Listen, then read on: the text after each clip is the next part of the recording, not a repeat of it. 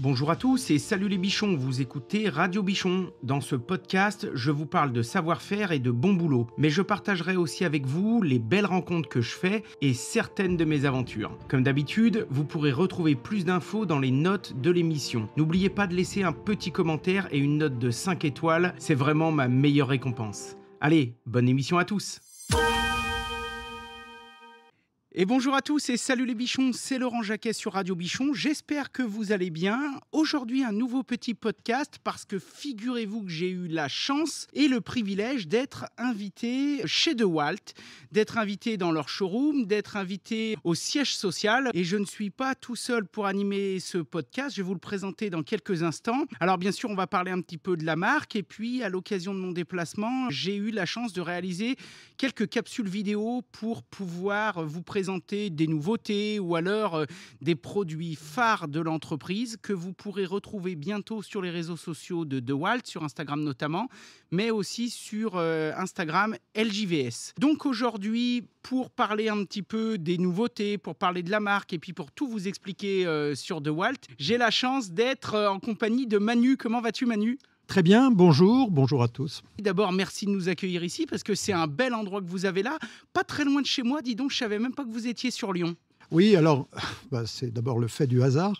L'histoire, elle s'écrit il y a déjà fort longtemps et on va la parcourir comme ça, on va aller vite, mais c'est bien, on est presque voisins, c'est cool. Donc Manu, pour tous ceux qui nous écoutent et qui se poseraient 2-3 questions, est-ce que tu peux déjà te présenter, toi, qui es-tu ? Oui, moi je suis le responsable de la formation produit au sein du groupe Stanley Black & Decker, auquel appartient la marque DeWalt.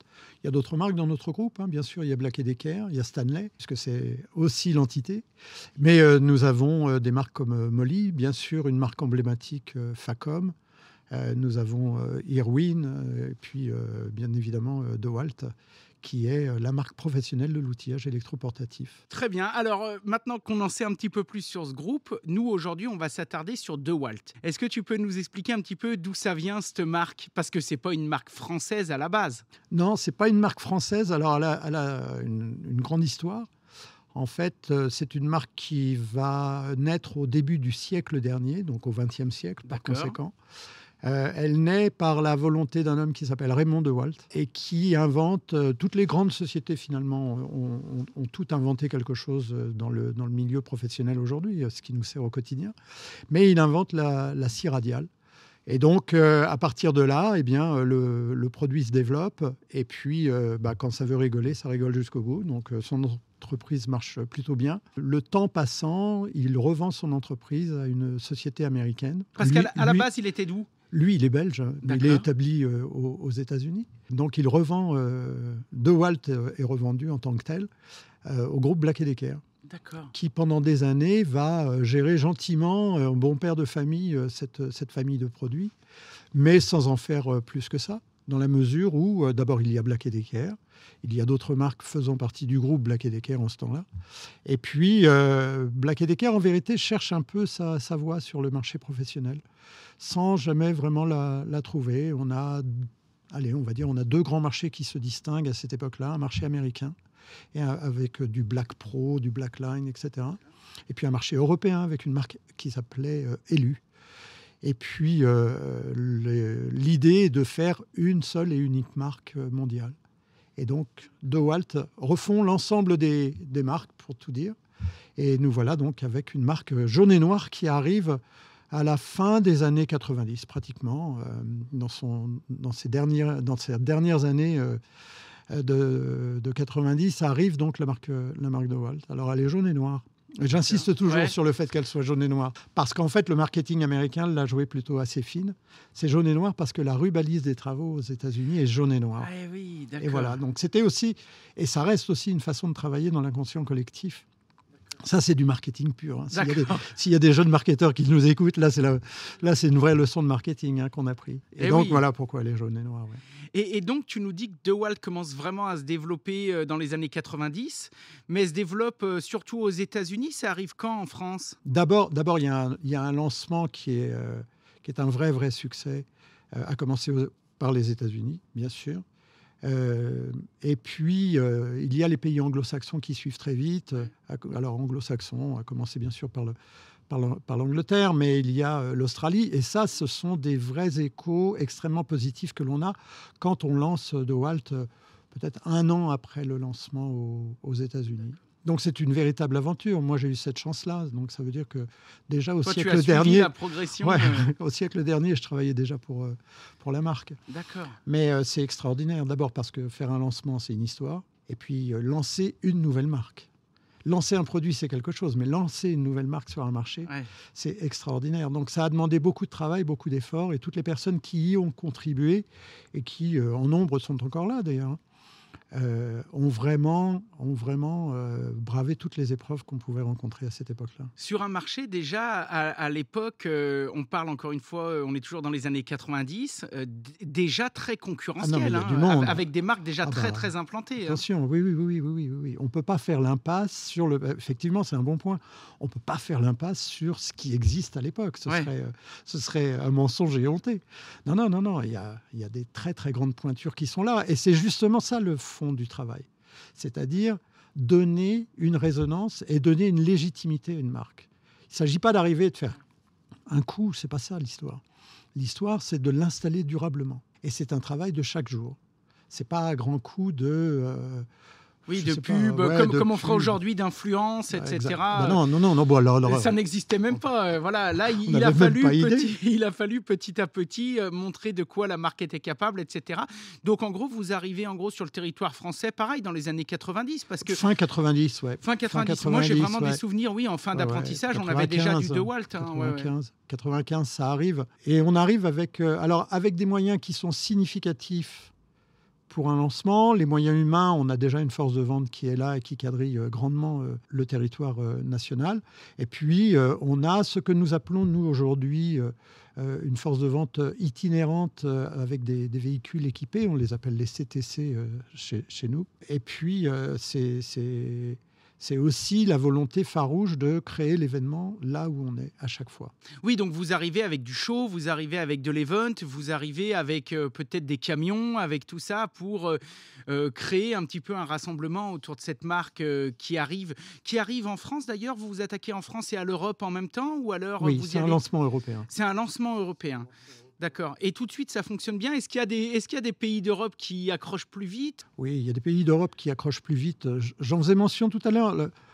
L'Angleterre, ça part très fort. Ouais. Il faut croire qu'il y a une affinité avec ce type de produit-là qui est un peu plus forte qu'en France. Et puis, le marché n'est pas le même. Oui. Tous les pays ont un marché totalement différent de celui de la France. Et puis, je le disais tout à l'heure, il faut quand même considérer la concurrence. On ne fait pas la concurrence, notamment avec les pays allemands, le matériel allemand, etc., qui est déjà bien implanté depuis longtemps. Oui, parce que les noms résonnent déjà. Ouais. Là, il faut non seulement lancer une marque, mais installer un nom. Et ça ne se fait pas sur un claquement de doigts. Ouais. Donc, il y a un travail de fond qui est fait avec DeWalt, qui continue encore aujourd'hui, parce que la notoriété, c'est un travail très long. En tout cas, moi, je suis très content de partager tout ça avec toi aujourd'hui et puis de pouvoir faire partager toute cette aventure avec les bichons parce que c'est vrai qu'aujourd'hui, DeWalt, on en entend parler et on en entend parler...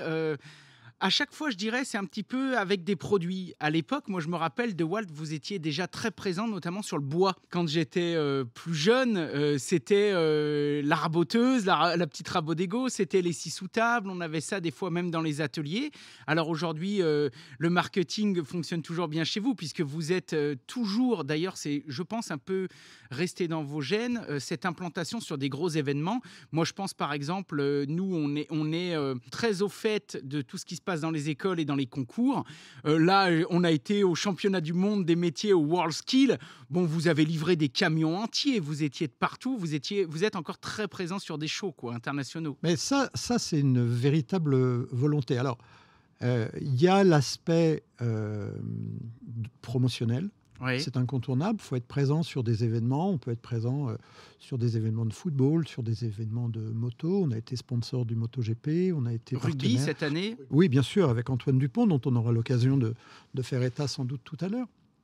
Ça, c'est promotionnel. Et puis, il y a aussi la volonté farouche, et là, elle est différente de l'événement promotionnel pur, la volonté farouche de suivre des jeunes et de les aider dans les métiers manuels.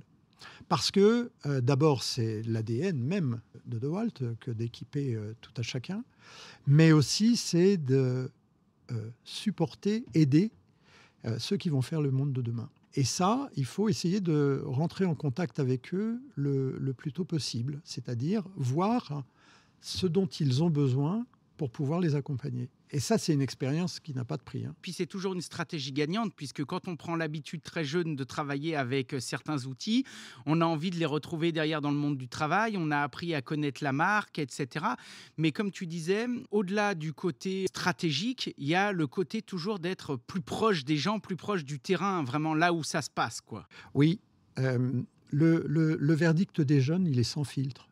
Ouais. C'est-à-dire qu'il nous arrive d'arriver avec des prototypes dans des écoles de formation. Ça, c'est extrêmement instructif, c'est extraordinaire. Donc, on arrive, on est super fiers parce que le produit est pas mal avancé, etc. Et puis, on s'entend dire qu'il est trop lourd, il est trop léger, il va trop vite, il fait trop de bruit. Et donc, ça amène les chefs de produits qui nous accompagnent à devoir reconsidérer le produit par lui-même, pas dans son entièreté, mais sur des points de détail qui s'avèrent être évidents et qui, une fois modifiés, s'avèrent gagnants. Ça, c'est très important ce que tu dis, ce retour sans filtre, un peu cash, des gens qui sont directement sur le terrain. Nous, c'est toujours ce qu'on a essayé de faire avec les bichons.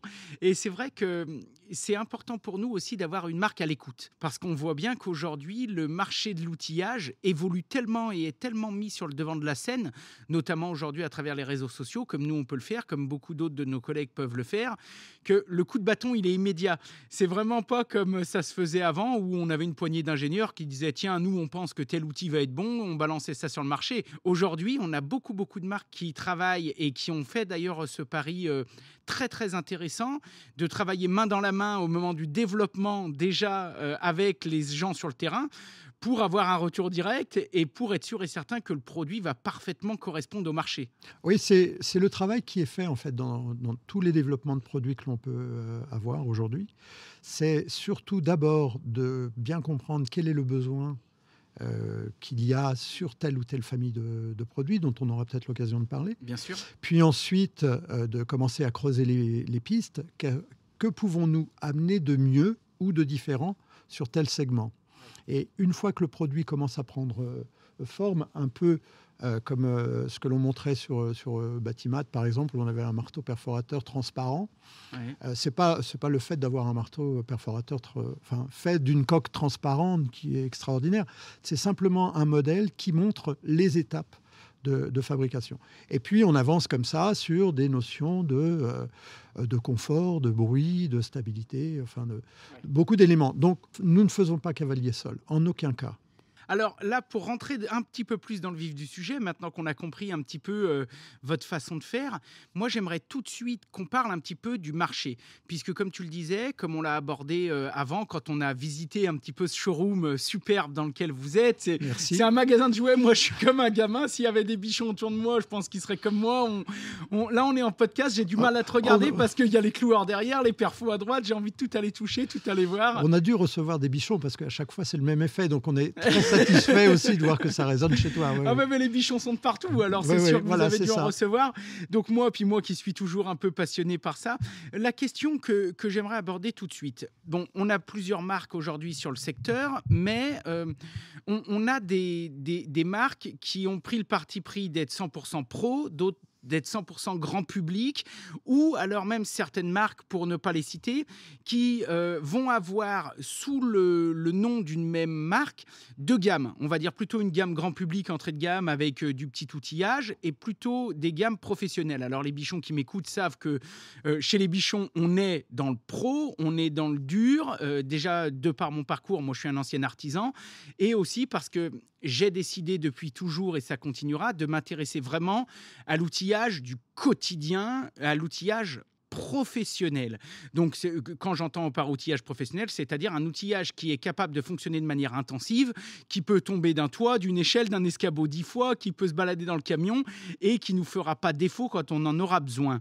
Donc ça, c'est pour moi la définition de l'outillage professionnel. J'aimerais savoir, DeWalt, vous avez une gamme que professionnelle, ou alors est-ce que vous avez un peu d'outils bricolos, sans être péjoratif, hein, comment vous vous positionnez là-dessus? Non, on n'a qu'une gamme professionnelle. Donc DeWalt, vous êtes 100% professionnel. Bien sûr, on ne peut pas, c'est impossible de gérer deux gammes sous un même nom. Enfin, en tous les cas, je laisse ça. Enfin, certains le font.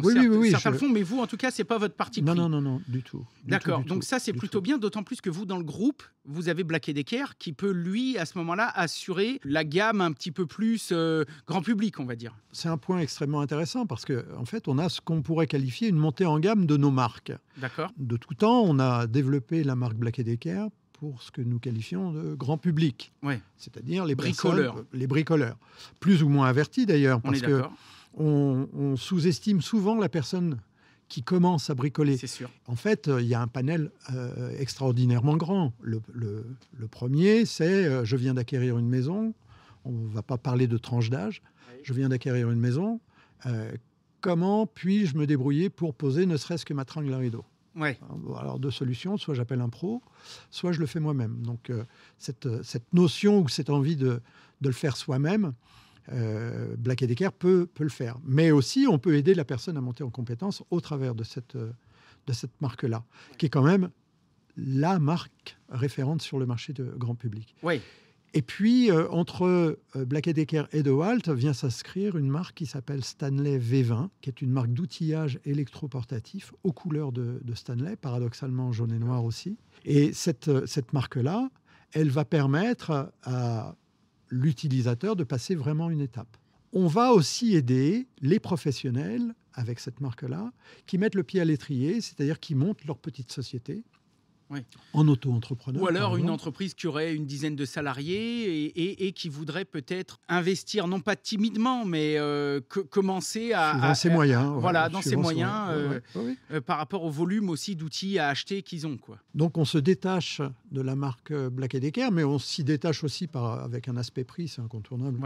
Donc ce qui fait que les professionnels peuvent se tourner vers cette marque-là. Donc on a la prétention de pouvoir fournir aux professionnels des produits fiables. Et puis ensuite, évidemment, il y a notre marque le premium. Fleuron, quoi. C'est notre marque premium, DeWalt. Je ne sais pas la qualifier autrement que premium. Très bien. Alors aujourd'hui, on est là pour parler de DeWalt. Donc là, on a compris qu'on était dans un secteur professionnel. Alors comme on disait, comme je le dis à chaque fois dans les podcasts ou dans les vidéos, bien sûr qui va pouvoir être acquéri par même un bricoleur averti plus qui veut se faire plaisir, en autoconstruction, etc. Là, il n'y aura pas de souci. Mais qu'est-ce que vous faites comme type de produit? Parce que vous êtes donc un fabricant d'électroportatifs, mais autour de moi, j'ai l'impression de voir aussi des outils à main, des caisses de rangement. Vous faites que de l'électroportatif ou est-ce que vous pouvez aussi produire du consommable? On trouve quoi finalement chez DeWalt? Alors, d'abord, il faut considérer DeWalt comme une marque généraliste, c'est-à-dire avec l'ambition de servir les métiers de façon très spécifique. Les métiers du bâtiment en règle générale? Ah oui, bien sûr, oui. Oui, mais aussi de l'auto et de l'industrie. D'accord, vous avez une branche aussi automobile et industrie. Bien sûr, dans l'organisation de distribution de chez DeWalt, nous avons effectivement un segment dédié à la construction pure, mais aussi un segment dédié à l'industrie et à l'automobile. Et de ce fait, donc, les produits, avec leurs spécificités, correspondent aux besoins de chacun des segments énoncés. Et donc, vous couvrez l'entièreté de la gamme qui va du consommable, l'outil main, comment ça se passe? Alors, on est fabricant de nos accessoires. En grande partie, nous avons des usines un petit peu partout dans le monde, tout autant que nous avons des usines un peu partout dans le monde et en Europe pour fabriquer les outils DeWalt, les machines DeWalt. Électroportatifs? Absolument. On fait les systèmes de rangement. Le système de rangement, il est essentiel, c'est-à-dire que vendre un produit est une première chose, le transporter sur un chantier en est une autre. Donc, c'est une façon d'accompagner aussi l'utilisateur dans son quotidien et de proposer des solutions de rangement, de stockage et aussi de déplacement. Donc tout ça, on le fait. Nous ne développons pas ici en France d'outillage à main de la marque DeWalt, mais oui, aux États-Unis, bien sûr, la marque DeWalt s'étend jusqu'à l'outillage à main, à commencer par la mesure, les niveaux, les marteaux, enfin j'en passe et des meilleurs, l'outillage à main. L'outillage à main, j'ai toujours souvenir d'avoir vu, pour la première fois d'ailleurs, je crois, à Batimat, cet appareil qui va servir à lever une porte, à lever une caisse. Ça, pour moi, c'est classé dans l'outillage à main, ça. Non, oui, on pourrait le qualifier d'outillage à main, effectivement. Alors, bon, de son petit nom, on l'appelle le Threadlift. Ah voilà, le Threadlift. Le Threadlift. D'abord, c'est une innovation, donc très intéressant. C'est toujours bien d'avoir un produit nouveau. La volonté première, et je pense qu'elle existe au travers de l'ensemble des produits et des programmes que nous développons vers les utilisateurs professionnels, c'est toujours de se questionner qu'est-ce qui peut soulager l'utilisateur ou qu'est-ce qui peut le protéger. Ouais. Et donc le Threadlift on pourrait presque le comparer à un serre-joint inversé, c'est-à-dire on presse dessus et il permet de se soulager à soulever des portes, toutes les charges lourdes, un meuble, peu importe, en effet. Cet outil-là, et on rencontre un succès absolument extraordinaire. Moi, ça ne m'étonne pas parce qu'il est super. Merci beaucoup. Cet outil-là, ou ce produit-là, oui, bien sûr, ne dispose pas d'alimentation électrique. Donc, il est effectivement beaucoup plus dans le segment de l'outillage à main. Ouais. Ouais. Alors là, je vois autour, on a des espèces de petits établis, on a pas mal de choses, des boîtes à bec qui peuvent venir se mettre sur des servantes, parce que vous avez sorti aussi un nouveau concept de servante. Oui, oui. Oui, on a sorti une servante modulable. Une servante modulable ? Oui, oui, parce que en fait, on s'est aperçu, notamment dans l'industrie, que l'opérateur pouvait avoir besoin de X outils, mais pas spécialement besoin de traverser l'atelier avec une servante pleine jusqu'aux oreilles, dont il ne va se servir que d'un ou deux tiroirs. Donc, autant mettre un et deux tiroirs, le soulager lorsqu'il va pousser la servante, bien qu'elle roule bien, hein, mais le soulager, et puis avoir juste ce dont il aura besoin, ce qui lui permet aussi de stocker en atelier les autres tiroirs et de les laisser à ses petits copains, par exemple. De la bagagerie souple. Oui, bien sûr. De la caisse à outils, bien sûr. Et puis, est-ce que vous faites des EPI, des choses comme ça chez DeWalt ? Non, on a laissé ça en licence. D'accord. Donc, il est possible, évidemment, de trouver des chaussures, des lunettes, des casques, des protections auditives, des gants de DeWalt sans difficulté aucune. Donc maintenant, j'aimerais qu'on s'attarde un petit peu sur la gamme, on va dire, un peu plus bâtiment, construction, la gamme qui nous intéresse. Il va falloir que je le rédime un petit peu parce qu'il est comme moi, il est passionné, Manu. Et puis, sinon, on pourrait faire un podcast de 4 heures. Mais on va dire, si tu pouvais me parler de soit une ou deux nouveautés, ou alors des outils vraiment indémodables chez DeWalt, vraiment incontournables, vraiment qui ont rencontré un succès fou quand ils sont sortis, mais qui sont toujours vraiment parmi les best-sellers, on va dire les produits phares. DeWalt a la vision qui dit que dans 10 ans, il n'y aura plus d'outils filaires. D'accord. C'est une idée. On va l'aborder comme ça, mais en l'abordant comme ça fait que DeWalt a une plateforme qui s'appelle XR et qui équipe 100% des outils sur batterie. Donc, cette plateforme de batterie est compatible avec l'ensemble de votre gamme. 100%, ça, c'est bien déjà. 100%. Donc, et puis, au regard des exigences croissantes des utilisateurs, je veux un produit plus puissant, mais je veux plus de câbles. Il a fallu répondre à cela. Donc, en 2016, précisément, on a sorti une autre gamme de batteries équipant spécifiquement des machines sous le nom de FlexVolt. Et alors dans FlexVolt, on remarque qu'il y a Flex surtout, parce que c'est la flexibilité de cette batterie qui permet d'alimenter la totalité des produits de la gamme FlexVolt, des marteaux perforateurs, des meuleuses, des scies à onglets, des tas et des tas et des tas de produits. Mais cette batterie n'est pas cantonnée juste au rôle de délivrer beaucoup de puissance. Elle permet aussi à l'utilisateur de pouvoir l'utiliser sur toutes les autres machines de la gamme DeWalt. D'accord. Les batteries chez vous sont au cœur du système, à tel point, si je peux me permettre, je pense que je peux en parler, hein, tu me diras si tu me coupes. J'ai eu l'occasion de découvrir quelques nouveautés quand j'ai eu la chance d'avoir été invité à Lyon aussi, au Stadium pour vos 100 ans. On a découvert quand même des choses surprenantes. Moi, je pense notamment à la pilonneuse, à la plaque vibrante que vous avez réussi à passer sur batterie. On peut déjà en parler de ça ? Oui. C'est déjà disponible, ces produits ? Non, ils arrivent ils arrivent. Alors déjà, ils arrivent au centre de formation là dans les jours prochains, peut-être même cette semaine. On fera un lancement en 2025. Aujourd'hui, effectivement, tu as fait partie des personnes qui ont pu le voir en avant. Alors bon, je n'osais pas employer le terme, mais en tous les cas, oui, effectivement, vous avez vu les produits bien avant leur lancement. On en a fait encore état pendant Batimat, donc on avait des aires de démonstration et d'essais. Beaucoup s'y sont essayés. Si je dois parler de façon admirative du développement, j'étais très très loin au siècle dernier, quand j'ai commencé, de m'imaginer qu'une batterie pourrait faire fonctionner une pilonneuse. C'est extraordinaire. Et c'est extraordinaire, d'autant plus que chez vous, si je peux me permettre, et on reviendra bien sûr à des outils, on va dire, plus conventionnels dans un deuxième temps, mais on va aborder tout ça dans ce podcast, ne vous inquiétez pas. Je fais toujours partie des gens qui sont quand même très admiratifs de la technologie batterie dans l'univers, on va dire, travaux publics et jardin. Alors jardin même, on va dire professionnel, je parle paysagisme, bien sûr. Etc. Pourquoi ? Parce que dans mon parcours d'artisan, dans mon parcours de bricoleur, dans mon parcours de personne qui a rénové et dans mon parcours de campagnard, parce que je suis fier et heureux de vivre dans une belle campagne et j'ai toujours eu du terrain et j'ai toujours eu beaucoup de machines, on va dire, de tondeuses, de débroussailleurs, etc., conventionnelles, on va dire thermiques. Et c'est vrai que je faisais partie des gens qui disaient « Ouais, les batteries là-dessus, c'est de la connerie, etc., etc. » Et quand j'ai découvert ça, que ce soit avec votre marque ou avec d'autres marques, on va dire quand on a commencé à voir arriver ça sur le segment, ça a été une révolution. Parce que là, pour le coup, autant passer une meuleuse qui est filaire, la passer à batterie, c'est déjà révolutionnaire. Mais autant passer un outil thermique à batterie, c'est vraiment la révolution.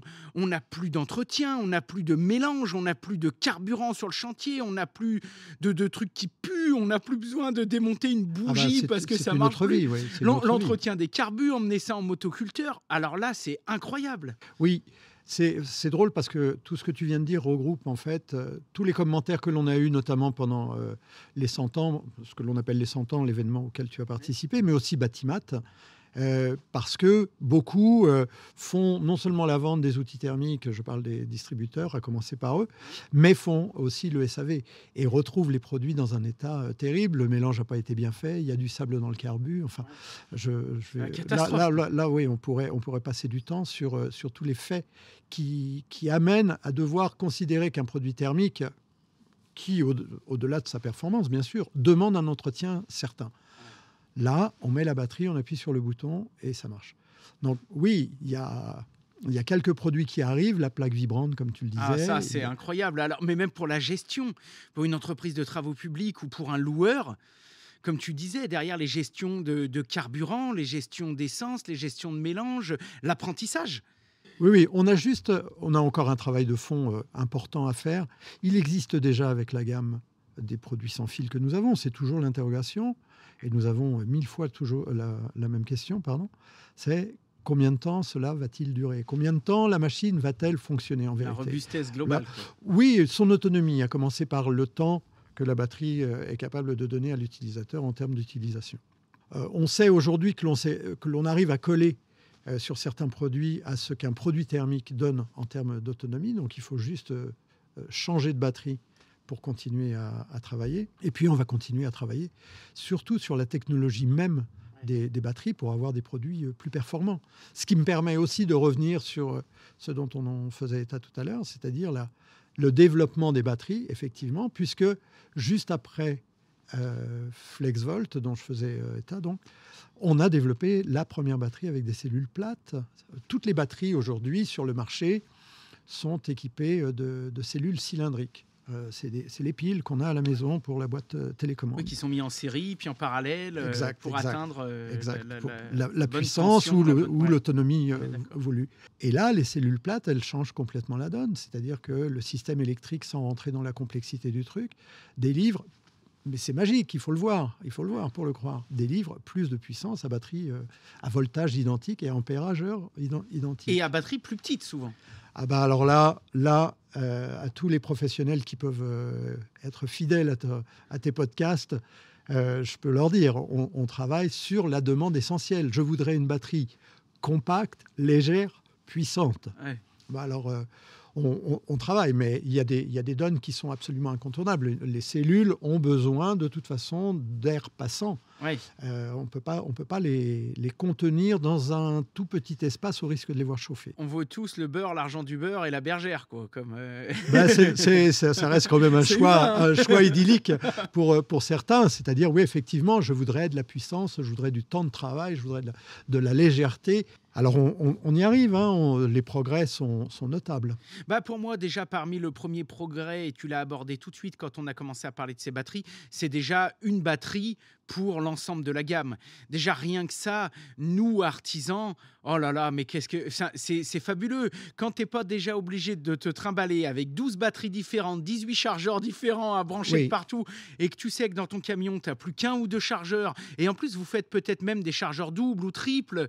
Oui, quadruple, tu en as un derrière toi, là. Ouais, oui, quadruple. Donc quadruple. alors là, c'est l'Amérique. Tu te pointes avec ça sur un chantier, tu n'as plus qu'un chargeur, tu sais que tu peux prendre la batterie de la visseuse pour mettre sur la meuleuse, celle de la meuleuse pour mettre sur le cloueur. Oui, déjà, c'est rien ça. que ça, c'est révolutionnaire. Quoi. Toutes les batteries que nous développons, hormis la gamme dont tu as fait état, c'est-à-dire vraiment TP. Oui, vraiment, les là, très gros. Là, toutes les batteries sont entièrement compatibles avec 100% des produits de la Ah ouais. Donc, Donc, il y a un point important. Et puis, si l'utilisateur, dans son quotidien, a besoin d'un produit dont la puissance s'avère être très, très élevée, on l'oriente vers la gamme FlexVolt qui, elle, dispose de batteries. Alors, on les a baptisées rétro-compatibles. Elles équipent ça, c'est bien aussi. FlexVolt, Ouais. mais elles équipent, je vois les visseuses, je vois les meuleuses et les... Oui, quand il y a une nouvelle batterie qui sort, tu n'es pas obligé de changer tes 10 machines de Walt. Mais non, il faut arrêter ça. Et puis, on donne aussi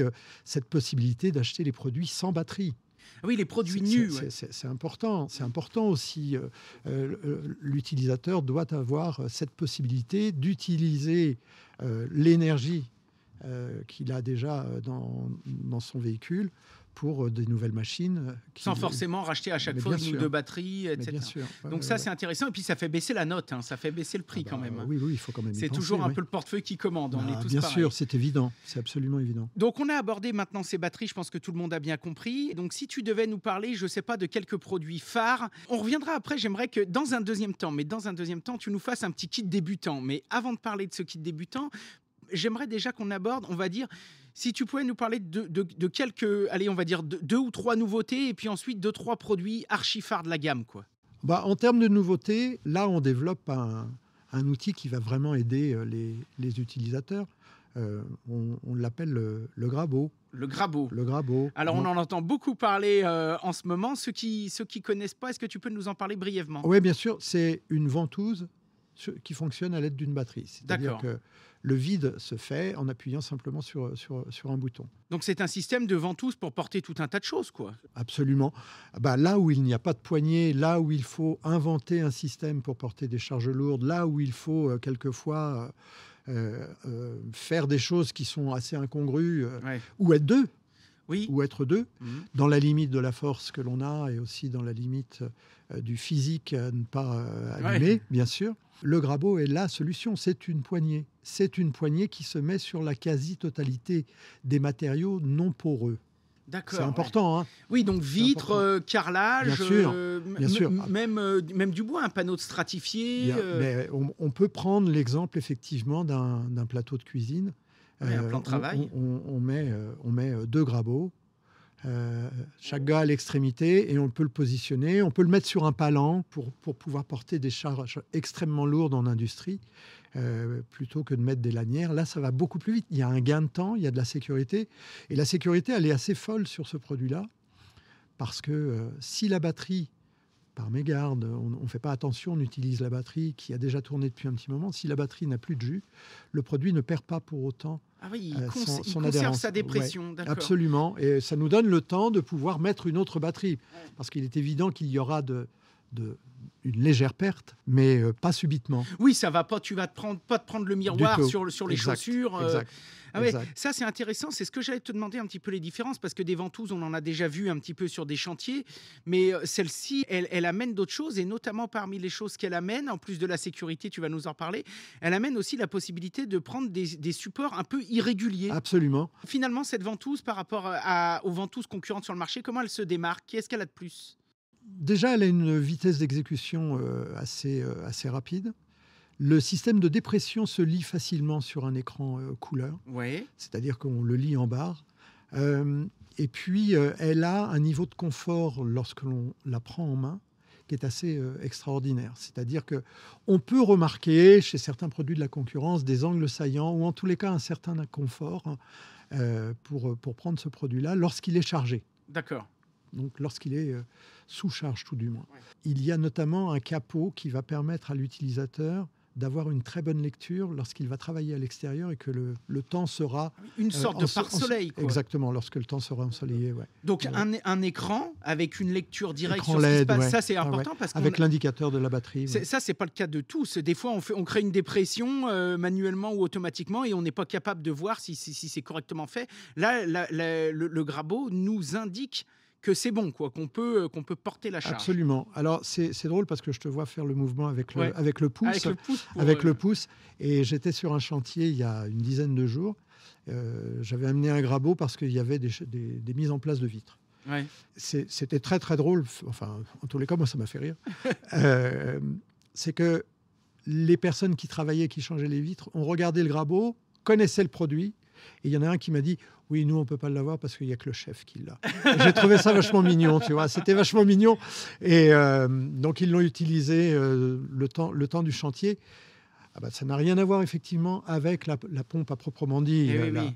la ventouse que l'on Tu as va... toujours un peu peur que... tu sais pas. Bah, tu sais pas doser le truc correctement. Ça, c'est une vraie évolution. Oui, Vous avez intégré aussi un système, comme tu le disais tout à l'heure, de levage. Donc, c'est-à-dire que sur la machine directement, vous avez des espèces de crochets, d'anneaux sur lesquels on peut venir élinguer le Grabo et donc, du coup, le manipuler avec un treuil, un palan, peu importe. Ah bah, ça, c'est la vraie vie d'un seul coup. Ah bah oui. C'est-à-dire que l'utilisateur ou le compagnon n'a besoin de personne pour bouger sa pièce et même pour la positionner. Enfin, on peut imaginer, tout est faisable aujourd'hui sur les charges lourdes sans mettre en péril, sa santé, et puis la mise en place même du matériau. On peut penser à des très grands carreaux que l'on met en place. J'ai vu des essais sur des regards béton. Oui. Assez lisses où carrément la ventouse arrivait à créer une dépression sur le béton et donc après avec un bras de mini-pelle, donc la personne levait ça. Ça, c'est quand même assez formidable de pouvoir utiliser une machine à dépression pour ce genre de choses. Hein. C'est un fait qui est important. Et alors, à ceux qui regarderont de très près le produit, il y a un coussin qui est très épais en fait, qui permet en fait d'épouser l'irrégularité de la surface sur laquelle les aspérités, tout ça. Absolument, sur laquelle le Grabo se retrouve. Et ça, c'est un fait assez important, oui. Et puis tout comme le renforcement de la sécurité aussi, ça aussi, on l'a vu par rapport à la concurrence. On avait toujours un bouton pour dépressuriser qui des fois pouvait être actionné par mégarde. Et alors là, dans certaines situations, c'est la catastrophe. Quand tu portes un miroir dans un escalier en colimaçon c'est gênant, ça, et qu'il y a une dépressurisation, tu peux vite avoir 7 ans de malheur. Oui, là, oui, sans compter. Oui. Non, mais il y a ça, et puis au risque d'être insistant, ça fonctionne sur la batterie, sur la plateforme des batteries XR. Et oui, donc là, là, vous avez coché toutes les cases, c'est plutôt pas mal. Ça n'oblige pas l'utilisateur à mettre son produit de côté et d'attendre que la batterie soit chargée. Et oui. J'ai déjà à minima 2 batteries et je sais que mon produit va pouvoir... Mais là, si on se parle d'autonomie, c'est une plaisanterie parce qu'il n'y a pas de consommation à proprement. Ah bah oui. Là, une fois que la dépression est faite, non. Et puis c'est pas quelque chose qu'on va se servir 45 fois dans la journée. Quoique, ça peut très bien. Pourquoi pas. Mais compte tenu du fait que c'est compatible, comme tu le disais, on va chercher la batterie de sa visseuse, on le met dessus pendant que les autres chargent, etc. Non, c'est très bien. Le parallèle est bon parce que, effectivement, si j'ai envie de parler d'une innovation, je vais parler de la visseuse. Comment on peut révolutionner encore une visseuse à l'heure actuelle? Tout a été fait, non? Je pense que tout est fait sur une visseuse. Je n'ai pas le don de voyance, mais il fallait rajouter quelque chose. C'est-à-dire qu'on cherche à avoir toujours des visseuses de plus en plus puissantes, au risque de voir l'utilisateur se blesser. Parce que le couple est tellement élevé. Oui. Mais d'ailleurs, même si tu fais pas de la charpente et que tu t'en sers pas avec des mèches hélicoïdales de 80 cm ou alors pour faire des trous de cycloche de 120, ça n'a même pas d'intérêt aujourd'hui. Absolument. Cela dit, le risque, si ce n'est le danger, reste latent. Oui. Donc, on a équipé nos deux dernières visseuses d'un système gyroscopique à l'intérieur, donc le terme est un peu barbare, mais ce qui fait que si la machine vient à échapper à la force même de l'utilisateur, au lieu de faire un tour complet et d'emmener le poignet, le coude, l'épaule... On connaît tous. Oh, tout le monde connaît ça, hélas. Eh bien, la machine s'arrête immédiatement. Donc, le risque de blessure est ramené à 0. Je vois beaucoup sur les chantiers d'utilisateurs qui utilisent les visseuses d'une main. Ouais. Les très grosses visseuses, j'entends, bien sûr. Là où ça nécessiterait d'installer la poignée. Bien sûr, on pourrait en parler. Mais la sécurité mériterait un podcast. Oh là là, on pourrait en faire 10 de podcasts. On pourrait en faire 10, bien sûr. Eh bien, là, aujourd'hui, sans pour autant leur donner raison, si leur force devient inférieure au couple développé par la machine s'arrête. Ah oui, elle s'arrête. Donc, même s'il n'y a pas la poignée, tu conserves cette notion de sécurité. Ça, et c'est pour ça qu'on le montre à chaque fois. Et les utilisateurs qui ne connaissent pas le système sont toujours épatés. Et il nous arrive, notamment, on a fait des présentations avec l'organisme qui s'appelle OPP-BTP. Qu'on connaît bien, que vous connaissez sans aucun doute, oui. Et qui est à la recherche, évidemment, de tous les systèmes qui peuvent prévenir à l'accident. L'accident. Une troisième nouveauté, qu'est-ce que tu pourrais nous parler d'une troisième nouveauté ? Moi, il y a un produit que j'affectionne particulièrement. Alors, j'aime beaucoup la perceuse magnétique. On est dans un domaine de charpente métallique. Charpente métallique ou alors de grosses métalleries, grosses serrureries. Ah oui. Et je suis épaté par ce produit-là. Alors, ça tombe bien, je ne suis pas tout seul, donc on est quelques-uns et je parle des utilisateurs. Déjà, c'est un produit qui n'est pas filaire. Il fonctionne sur toute la plateforme de Wahl. Donc, vous avez sorti une perceuse magnétique à batterie. Oui.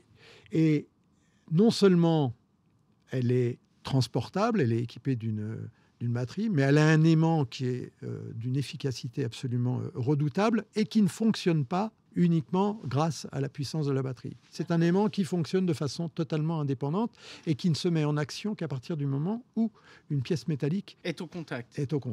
Donc ça, c'est très sécuritaire parce que, si je peux me permettre, et tu me corrigeras bien sûr si je dis des bêtises, l'usage, pour tous ceux qui nous écoutent et qui n'auraient pas l'outil en tête, l'usage d'une perceuse magnétique pourrait, pour vulgariser, c'est un peu mon boulot, pourrait être celui d'une perceuse à colonne, donc c'est-à-dire faire du travail plutôt costaud, on va dire. On ne va pas s'en servir pour faire un petit trou avec une mèche de 4, même si on pourrait, mais pour faire un travail vraiment costaud sur des grosses pièces métalliques.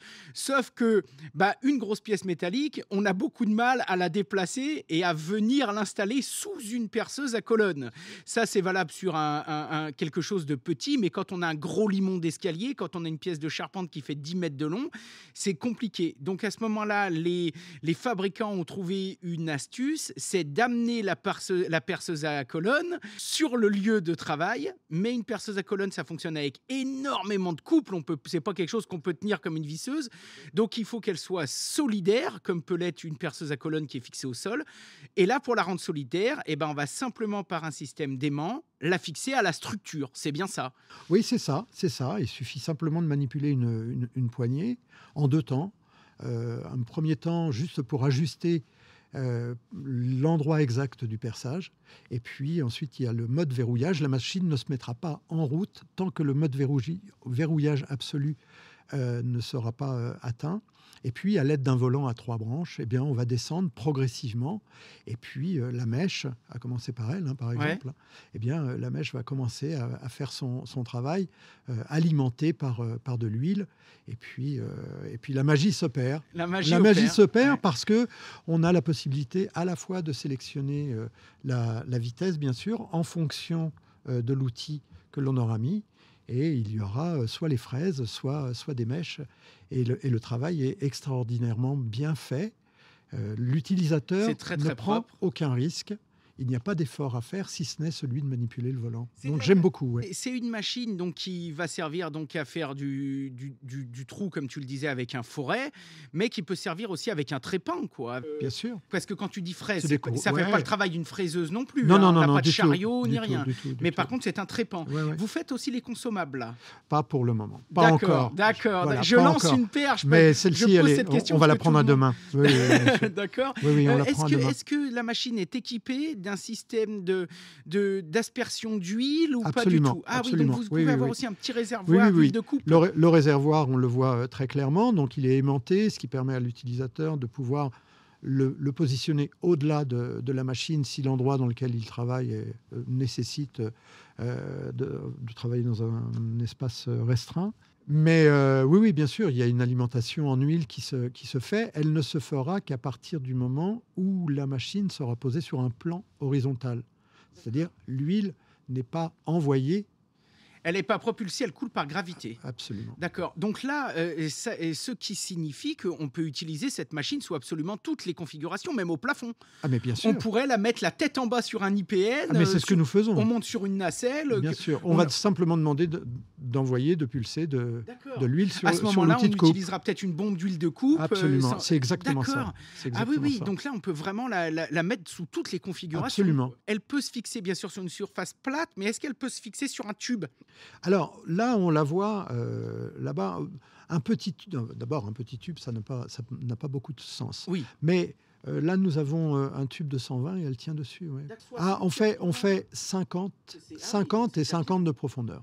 Comme ça, c'est pas très difficile à retenir. 50-50, ça te va? 50-50, ça c'est le diamètre de perçage. Oui, et la profondeur maxi, c'est 50. Ah oui, donc c'est déjà... Dis donc, tu peux faire du pipeline, là, quasiment. Hein. Oui, enfin, on en a très peu sur Lyon des pipelines. J'avoue que là, de ce côté-là, on n'est pas terrible.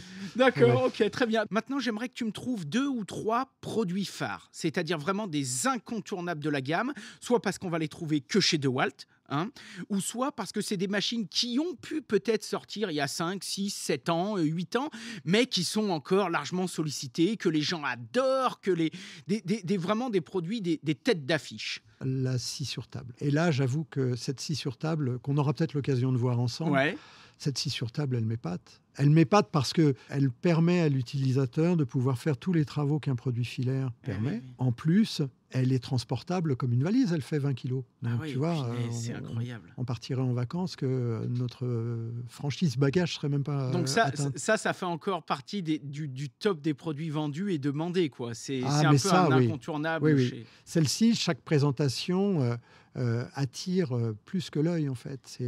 C'est un produit qui permet vraiment de pouvoir faire notamment du délignage. Ah ouais, quelque chose déjà d'assez costaud, quoi. Oui, bien sûr, on passe les panneaux. On passe des panneaux dessus. Donc ça, c'est vraiment très bien. Et puis, il est possible de la laisser en atelier, bien sûr. En atelier. Donc c'est vraiment très, très bien. Donc j'aime beaucoup cette gamme d'outils stationnaires sur le sciage. Parce qu'évidemment, dans la présentation et aussi dans l'utilisation, lorsque l'on parle de sciage, là, on rentre dans un domaine où la précision est essentielle. Et on appelle ça XPS. En fait, on a trouvé un système qui permet à l'utilisateur de savoir exactement où la coupe sur une scie à onglet, où la coupe va se faire. Ce n'est pas un laser, ça n'a rien à voir avec un faisceau laser. C'est un LED ou une LED qui est mise à l'intérieur du carter de la lame et qui va projeter l'ombre de la lame sur la pièce à couper. Ça veut dire qu'on sait exactement, au 10e près, où la lame va aller. Et oui. Mais ça représente un autre avantage, c'est-à-dire que si je change ma lame, mon ombre sera à l'identique de l'épaisseur de ma lame. Qui là, pour le coup, ne va pas être le cas avec un laser. Ah, pas du tout. Et oui, parce que moi, je connais ce système de projection de l'ombre sur la lame. Je connais aussi très bien le système du laser. Mais par contre, là où tu as raison, c'est que je n'avais absolument pas pensé à cet argument. D'ailleurs, que je vais pouvoir aussi expliquer à mes bichons, parce qu'à chaque fois quand j'utilise une machine, on me dit « Ah oui, mais moi je préfère le laser parce que… » Mais alors là où tu as raison, c'est qu'en fonction de l'épaisseur du type de lame, et oui, là, ça te dessine directement l'emplacement de la coupe. Et c'est drôlement important parce qu'on va avoir des lames plus ou moins épaisses. Et comme on va vouloir aussi favoriser l'autonomie, parce que ça reste quand même le point central de notre développement, on va mettre des lames qui vont être moins épaisses. C'est-à-dire elles vont avoir moins d'efforts à faire pour rentrer dans la matière, dans le matériau. À chaque fois. Et là, tu n'as pas de problème, même dehors en plein soleil, d'éclairage ? On aura toujours ce sujet qui est de dire lumière plus lumière, ça donne pas plus de lumière. Remarque, tu me diras, même avec un laser, sur certaines machines en plein cagnard... On peut toujours lire le trait, sauf que on devra rapprocher la lame. Ouais. Et pour cela, on n'a pas besoin de mettre la machine en route. Elles sont toutes équipées d'un bouton poussoir, Ah oui, ça, donc, c'est ce bien, qui permet juste d'allumer le LED. Et donc, le bouton poussoir permet donc la lecture et le travail avec précision. Ok. Donc, deuxième... Après, tu viens me chercher sur des choses. J'ai derrière moi là tous les produits de construction, les marteaux perforateurs, les ça, meuleuses. c'est une grosse gamme chez vous, ça? C'est une gamme, oui, colossale. C'est emblématique, quoi. Colossale, et à bien y regarder quand on voit les démolisseurs là qui sont juste à droite. Et oui, c'est vrai, c'est du brise-béton, quoi. C'est extraordinaire. Alors, ça, ce sont des produits, ils sont pas très très beaux, mais ils ont été utilisés en tous les cas pendant Batimat. Pourquoi? Parce qu'on avait eu besoin d'un mur grandement renforcé, il était vibré et il était ferraillé, mais c'est improbable. Au-delà de la limite. Au-delà de la limite, franchement. Nous devions rendre les lieux nickel. Donc on l'a détruit, ce brave mur qui nous a aidés pendant 4 jours, et on l'a détruit avec des produits sans fil. Et là, effectivement, on atteint des niveaux de puissance qui sont à la fois extraordinaires, de l'autonomie qui est incroyable, mais surtout de la sécurité, parce que pendant que nous démolissions, donc on avait fait un périmètre de sécurité, mais aucun des intervenants n'a eu à se méfier d'un fil pour accéder à notre, pas se prendre les pieds dedans. Là, vous êtes quasiment aussi puissant maintenant, ou en tout cas, vous devez vous en rapprocher par rapport à l'air comprimé, quoi. Alors, certains petits piqueurs d'air comprimé. Je ne veux pas paraître prétentieux, oui. Non, mais remettons l'église au centre du village.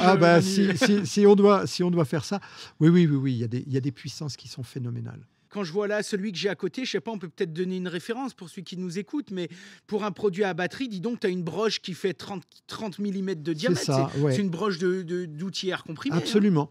Absolument. Oui. C'est des produits que l'on peut regarder dans le détail. C'est du brise-béton. Oui, c'est du brise-béton. Et puis, il y a aussi un fait qui est important et que j'aime beaucoup dans cette famille, mais qui se duplique sur plein d'autres produits, c'est les systèmes de sécurité qui sont mis au service de l'utilisateur. C'est-à-dire, une fois de plus, on va parler de puissance, on va parler d'efficacité, on peut parler d'autonomie, etc. Mais tous les marteaux perforateurs que l'on voit là, tous les démolisseurs sont équipés de systèmes d'absorption des vibrations pour faire en sorte que l'utilisateur n'ait pas à subir d'abord. Il ne vibre pas jusque la nuit quand il ferme les yeux. Non, il faut arrêter. Là, il faut arrêter. Alors c'est pour ça que le choix, il est important. Le choix, il est important. Et il y a une forte concentration d'éléments à l'intérieur de beaucoup de produits pour faire en sorte que l'utilisateur travaille confortablement. Vous avez aussi une gamme chez DeWalt qui est assez impressionnante. Alors là, on n'en parlera peut-être pas beaucoup. On va survoler juste le projet dans ce podcast, parce que ça, on a décidé aussi de vous en parler en enregistrant les petites capsules vidéo là, que vous allez retrouver sur Instagram. Mais vous faites partie des rares fabricants, parce que des fabricants, il y en a quand même beaucoup, des fabricants d'outillage beaucoup et généralisent beaucoup, mais des rares fabricants à avoir une gamme si étendue aussi de laser. C'est incroyable. Vous avez combien de modèles chez DeWalt? On doit avoisiner facilement. Oui, des dizaines. On doit avoisiner les 40 lasers. C'est incroyable. Pour servir tout le monde. En fait, l'idée, c'est vraiment de pouvoir servir tout le monde sans avoir besoin d'acheter un laser hyper complexe quand on a une horizontale et une verticale à tirer. Là, pour coup, vous avez spécialisé quand même votre gamme de lasers, quoi. Hein. Ça, c'est plutôt bien. Non, il y a une très grosse innovation là qui arrive en laser, et on est très fiers. Oui, on peut dire ça. Hein. On a le droit d'être fiers. De temps en temps, on a le droit de se taper dans le dos. Hein. Allez, on sort un laser qui va être télécommandable à distance. C'est-à-dire que je vais pouvoir faire mon ajustement avec une boîte télécommande.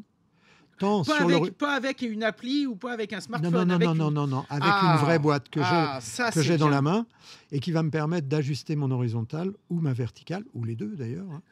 Et je n'ai pas besoin à chaque fois de me déplacer parce que j'ai dû mettre mon laser dans le coin de la pièce et que je travaille sur une ligne à 5 mètres de là, 6 mètres de là. Que je pose des rails de plaques de plâtre. Et que j'ai besoin de ce petit ajustement-là. Et que grâce à ma boîte télécommande, je vais pouvoir le faire. Donc, je n'ai plus à descendre de mon échafaudage, de mon escabeau, de mon échelle, de ce que vous voulez, pour faire mon ajustement à l'œil au loin. Ouais. C'est-à-dire là, j'ai l'œil sur la ligne qui est portée Mais sur c'est ce qui intéresse, sur parce mon que mur. quand tu vas te déplacer et refaire 10 mètres pour aller vers ton laser, tu vois plus de l'autre côté Exactement, où c'est que tu exactement. tapes, alors. Là, je vois Ah ouais, exactement où je tape, comme tu Et dis moi, si ce bien. qui me plaît beaucoup, beaucoup, Manu, je veux pas passer pour un vieux boomer parce que tout le monde aujourd'hui est très connecté. Mais bon, alors, tout le monde, tu vas me dire, oui, mais on a certains outils qui sont connectés. Bon, tout ça, c'est bien. Moi, je vais pas te dire de bêtises. Des applications d'outillage sur mon smartphone, j'en ai 10, je m'en sers de zéro.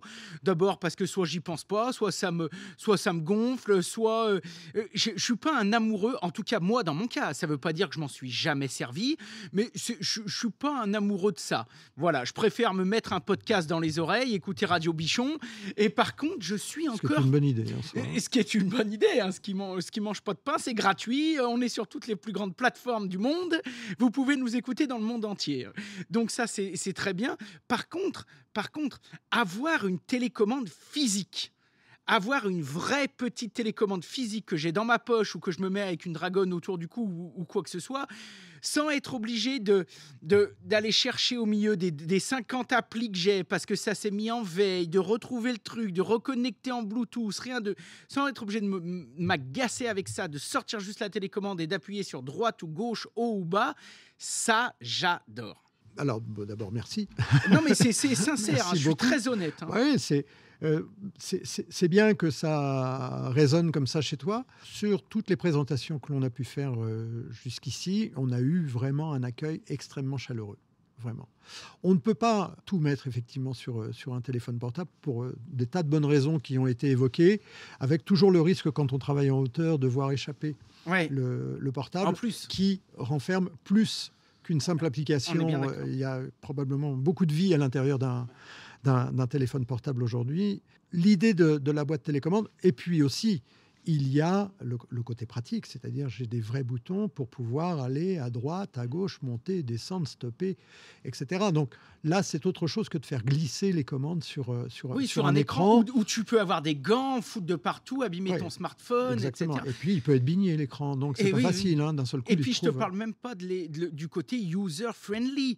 Je laisse ça à mon apprenti, je lui laisse la télécommande, je lui laisse pas mon smartphone, Absolument. ou alors si lui, je l'oblige pas à installer quelque chose sur son propre smartphone, là, je lui laisse la télécommande, terminé, quoi.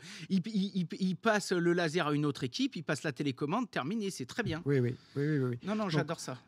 Les lasers sont extrêmement importants parce qu'ils viennent vraiment aider l'utilisateur à travailler seul ou en tous les cas à travailler sur une partie du chantier qui lui a été attribué. On pense toujours évidemment, et trop souvent d'ailleurs, on pense souvent aux plaquistes, mais le laser a une étendue absolument incroyable.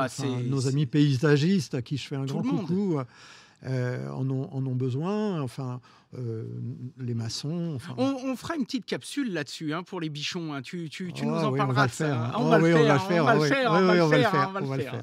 On va le faire. Et puis, suivez-nous bien sur les réseaux sociaux, sur Instagram de Walt France et puis LJVS, parce qu'en plus, on ne devrait pas vous le dire, mais on va vous faire gagner des cadeaux. Alors, on n'a rien dit. On va quand même le faire. Voilà, mais on va quand même le faire.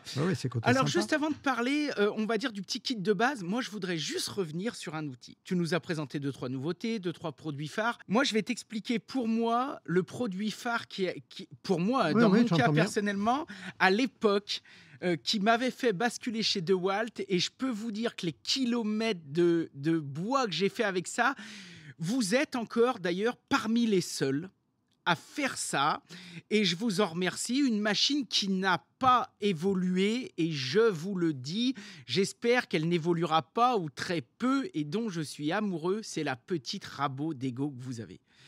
Écoute, je crois que c'est la D27 300, un truc comme ça. C'est incroyable. Tu vois, de tête. Dans mon parcours professionnel, j'étais artisan et j'ai toujours bossé dans le bois.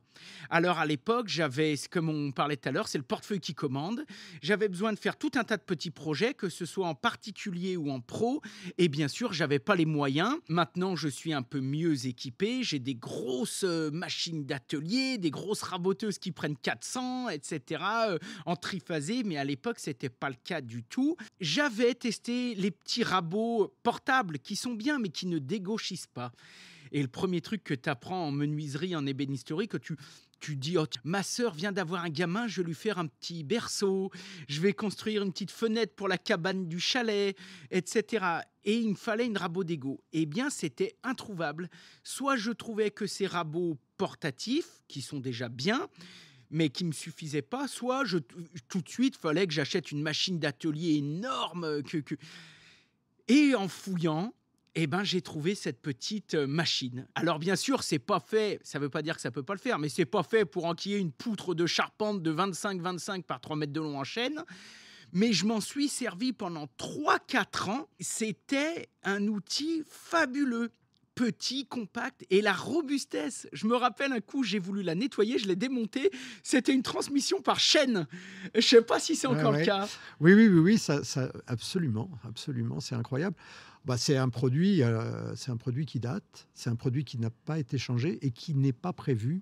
Ne l'arrêtez pas, parce que vous n'êtes pas nombreux à en faire. Non, mais alors, ça c'est un produit singulier. Parce qu'effectivement, il a ce côté aussi, le rabot d'ego est polyvalent en vérité. Ouais. Donc d'une même machine, je peux effectivement dégauchir d'abord. Et puis ensuite, je vais finir ma pièce en la rabotant. Ouais. Le remplacement des fers est facile, ça ne consomme pas trop, c'est une machine en 220 volts. Puis la prise en main est extrêmement facile. Moi, je l'ai eu dans mon atelier, mais je l'ai eu... Alors là, le mieux quand même pour ne pas abîmer la machine ou trop la dérégler, c'est de faire ça avec un copain, mais je l'ai eu chargé dans mon camion, emmené sur un chantier avec un copain. Hein. Oui. C'est un produit dont on se sert très régulièrement ici pour expliquer la largeur et la profondeur de gamme que l'on peut avoir, notamment sur les outils de Je trouve cette machine fabuleuse et surtout, je trouve que c'est une machine qui est parfaite parce qu'elle va s'adresser aussi bien au professionnel qui a peut-être une grosse machine et qui veut peut-être une petite machine d'appoint pour emmener sur un chantier, faire une petite retouche, etc. Ou alors au professionnel qui fait très peu de massif. Je pense par exemple à un cuisiniste. Oui, bien sûr. Et qui va se dire, oh tiens, là j'en aurais peut-être besoin pour ajuster un filler ou alors pour retoucher un petit cache pour venir abouter mon plan de travail. Soit des pros qui ont des petits besoins, soit alors là je le place pour tous les bichons qui nous écoutent, pour le bricoleur averti. La personne qui va rénover sa maison, qui va avoir petits besoins de menuiserie.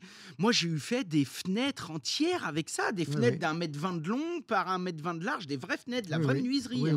J'ai vraiment fait déjà des beaux projets avec ça, des dressings. C'est tout à fait possible, et c'est une machine qui, de surcroît, est extrêmement précise.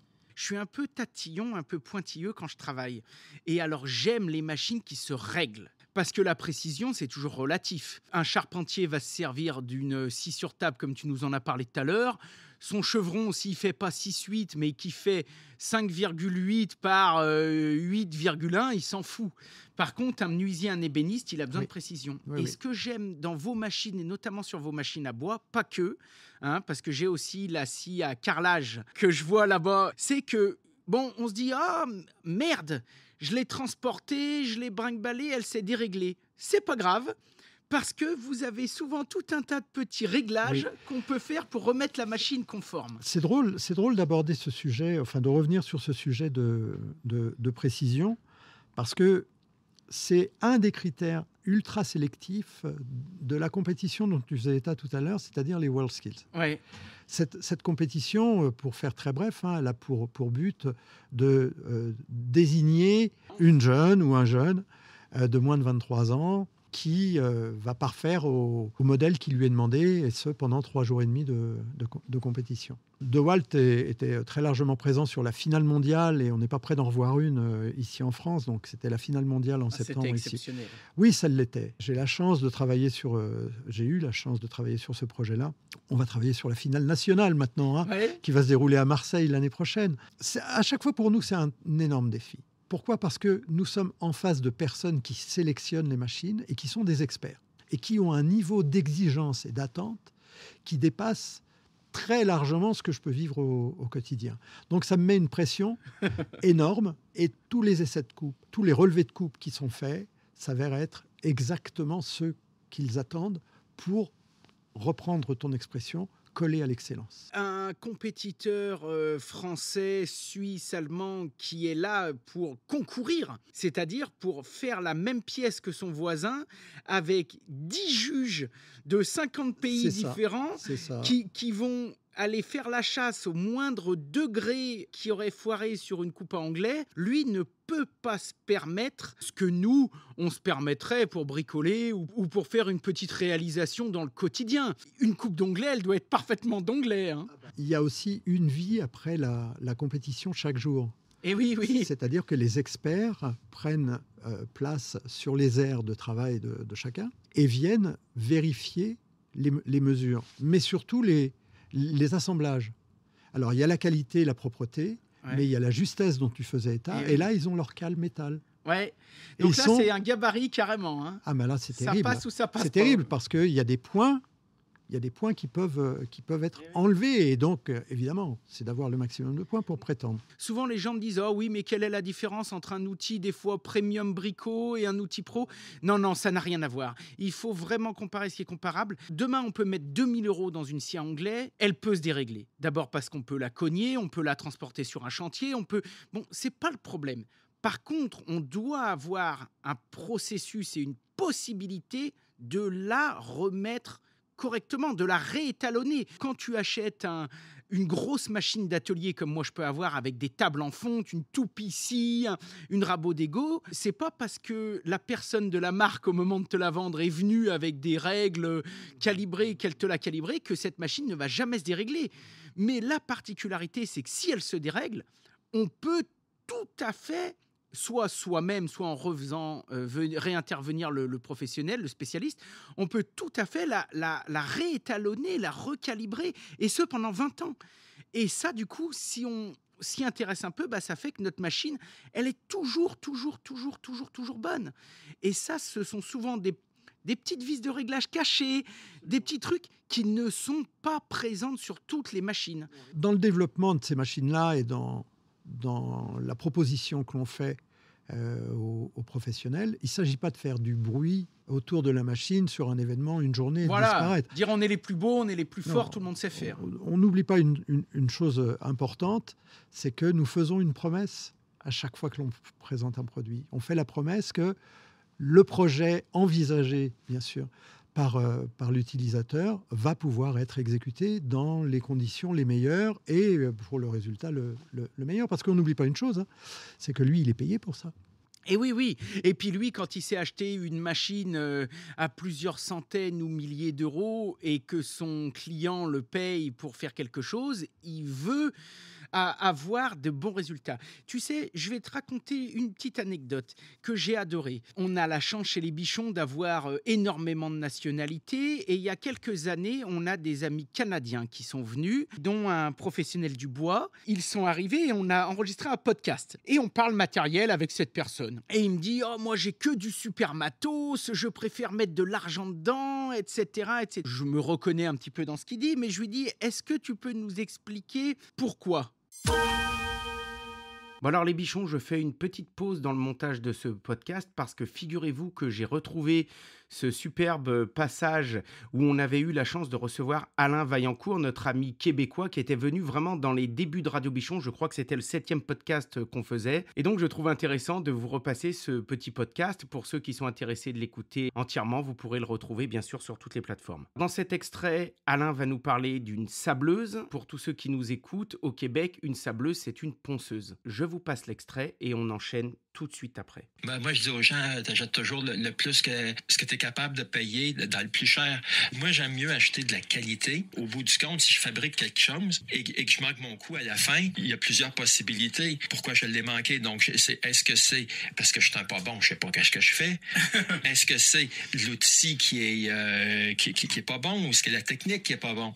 Mais là, moi, j'enlève une variable à l'équation. Je me dis, en partant, si je me suis acheté ce que des gens peuvent trouver super dispendieux ou, comme vous dites, cher, une sableuse. Mais je sais que si c'est pas correct, c'est pas la sableuse qui était ça. En fait... c'est la technique ou c'est le bonhomme? Oui, c'est ça. Donc, j'enlève une variable à l'équation. C'est ça. Je me perçois toujours que des outils de bas de gamme, ça dure un très court laps de temps. Et moi, j'ai une anecdote là-dessus, c'est que moi, je m'étais acheté une scie sauteuse de super basse qualité. Je m'en servais pas. À chaque fois que je la prenais, tout ce que j'avais le goût de la faire, c'était de courir dans la cour puis l'acheter dans le canal en arrière de chez moi. Tu t'en vas, puis là, tu te rajoutes un autre outil, puis là, tu dis, je vais mettre plus d'argent, mais si tu aurais mis cet argent-là en partant, tu n'aurais pas dépensé cet argent-là. C'est sûr. C'est bien vu, c'est bien vu. J'aime beaucoup cette anecdote et on ne peut pas penser qu'il n'y a que des mauvais produits ou que des mauvais utilisateurs. En fait, quand on reprend les paramètres qui ont été donnés, oui, le tout forme un tout. C'est ça. Et il faut le considérer comme ça. Et c'est comme ça que nous essayons de le considérer au quotidien dans le développement des produits. C'est pas une chose facile. Hein. C'est pas un truc facile. Hein. Ça m'étonne pas. C'est pas un truc facile parce que je vais me défaire un peu de l'électroportatif, mais je vais faire état de la nouvelle servante que nous avons là, qui s'appelle la servante DXL. Bien sûr qu'elle est modulable. Bien sûr que l'on peut y mettre des boîtes, on peut y additionner des porte-outils, on peut mettre un plan de travail dessus pour pouvoir écrire, etc. Mais il a fallu tenir compte aussi de l'attente. Des servantes... Il y en a des centaines. Il y en a des centaines. Et j'avoue, sans fausse modestie, que Facom fait les meilleurs du monde. Donc, comme ça. Comme ça. mais je le dis le plus honnêtement du monde. Mais en même temps, pour nous, c'est un sacré défi, parce que quand nos collègues de Facom voient arriver une servante... En tout cas, ça vous fait un bon point de comparaison. Attention, on n'a pas des comiques en face de nous. Au-delà de ça, lorsqu'on a montré les premiers prototypes, par conséquent, on s'est gentiment fait remettre en place, parce qu'on se disait que ça allait être génial d'avoir des roues gonflables. Ça évitait la servante d'avoir... Oui, ça absorbait un petit peu mieux. Et on nous a dit, tu sais, le jour où on aura une roue de crevée, c'est toute la servante qui va rester dans un coin. Donc, on a mis des roues plus solides.